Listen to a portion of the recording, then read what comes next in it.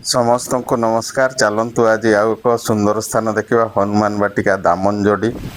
आउ राउरकेला देखी ये दामनजोड़ी ये हूँ हनुमान बाटिकार बाहर पटरु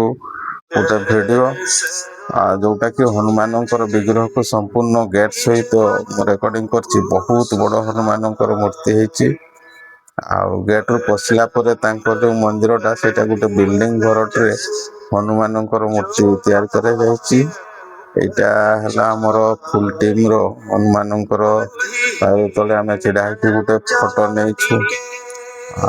हनुमान बाटिका मंदिर दृश्य बहुत ही सुंदर मनोहर होती देखी तार चारिपटर दृश्य सजावट एते सुंदर होती। वर्तमान मंदिर को फास्ट देखा यहाँ मंदिर प्रथम प्रवेश द्वार रे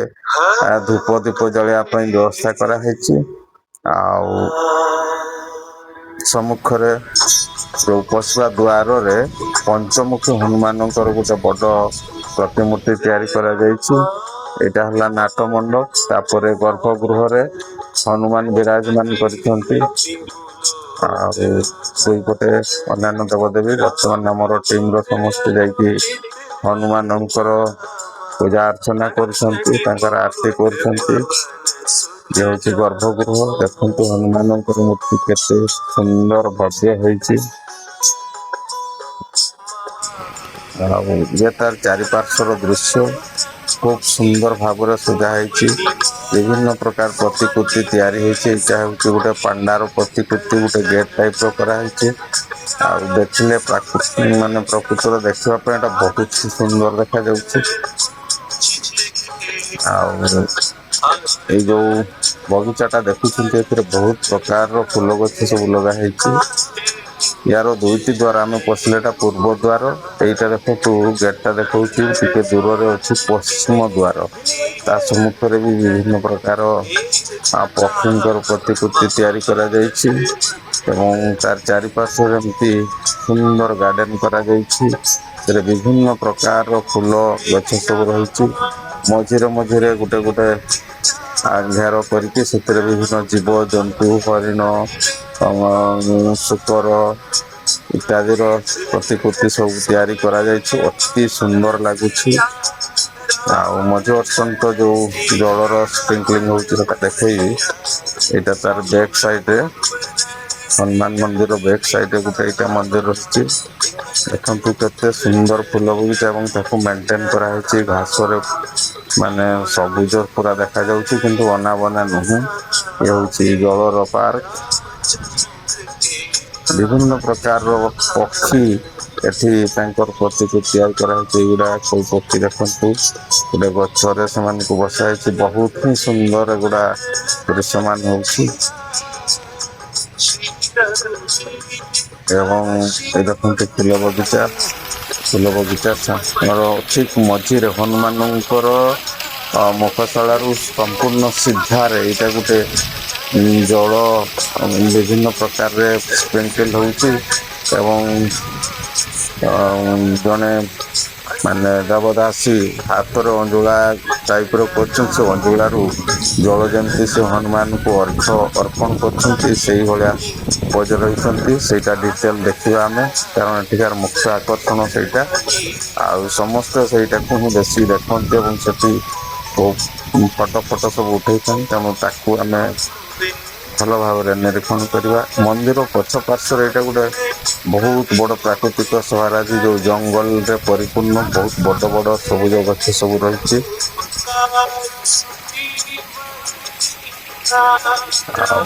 आम सब मंदिर पूजा अर्चना करके बाहरलु यार जो परिवेश ताकू उपभोग करुछु देखु ये जो बगीचार भी चलिए तार जो पात गुड़ा सुंदर होती सीमेंट प्रतिकृति पक्षीर एगुड़ा गोटे हरिण छुआ टाइप रही खूब सुंदर देखा क्यूट लगुच देखिले जो बर्तन डेकोरेटिव गच गुड़िक भी खूब सुंदर लगाई मेंटेन कारण से मला पत्र कि अन्य किसी ना बहुत ही सुंदर परिवेश तैयारी करके रखी जी भी विजिटर्स जीव निश्चित तार पारिपार्श्विक देखने खुशी हम ଏଇଟା ହଉଛି ଜଳର ଯୋଉ ପାର୍କ ଟାଇପ ର କରାହେଇଛି ଏ ସମସ୍ତଙ୍କ ଦୃଷ୍ଟି ଆକର୍ଷଣ ନିଶ୍ଚିତ କରିବ। ଏଇଠି ସାମ୍ନାରେ ଯୋଉ ହାତରୁ ଟେକି ଦଉଛି ଦେଖୁଛନ୍ତି ଜଳ ସେଇଟା ସିଧା ହନୁମାନଙ୍କର ମାନେ ବିଗ୍ରହ ଯୋଉ ଗର୍ଭଗୃହ ରହିଛନ୍ତି ତାଙ୍କୁ ଅର୍ପଣ କଲା ଭଳିଆ ଦେଖାଯାଉଛି ମାନେ ସେଇ ପ୍ରକାର ହିଁ ତିଆରି ହେଇଛି। ଆଉ ଆମେ ସମସ୍ତେ ଏଠି ପ୍ରାୟ ଗୋଟେ ଗୋଟେ ସେଲଫି ନେଇଛୁ। ଆମର ଗୋଟେ ଫଟୋ ଆମେ ଏଇଠି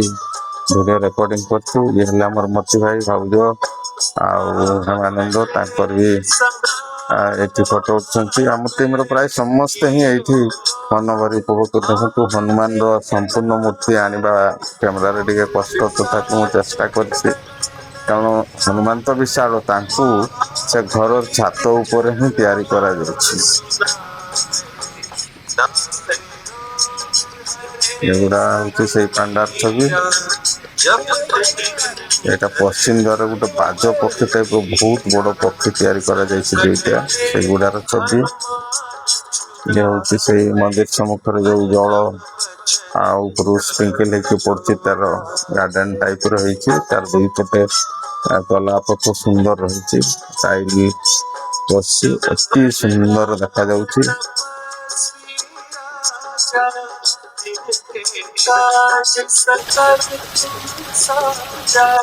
ଆମର ପାଣିଗ୍ରାହୀ ବାବୁ ଆମ ସହିତ ଯୋଉ ଜିତୁ ଭାଇ ଯାଇଥିଲେ ତାଙ୍କର ଦୁଇ ଝିଅ ଫଟୋ ଉଠେଇବା ପାଇଁ ବ୍ୟସ୍ତ ଆଉ ଆମେ ଗୋଟେ ଏଠି ସ୍ଲୋ ମୋସନରେ ଗୋଟେ ଫଟୋ ନେବା ପାଇଁ ଭିଡିଓ କରିବା ପାଇଁ ଚାହିଁଲୁ। କାରଣ ପରିବେଶ ଟା ଅତି ସୁନ୍ଦର ଦେଖିବା ପାଇଁ ହେଇଥାଏ। ଏଇ ଆମର ବାରିକ ବାବୁ ଆଉ କମଲ ସାର୍ ଏମାନେ ମଧ୍ୟ ବୁଲି ବୁଲି ଏହା ଉପଭୋଗ କରୁଛନ୍ତି।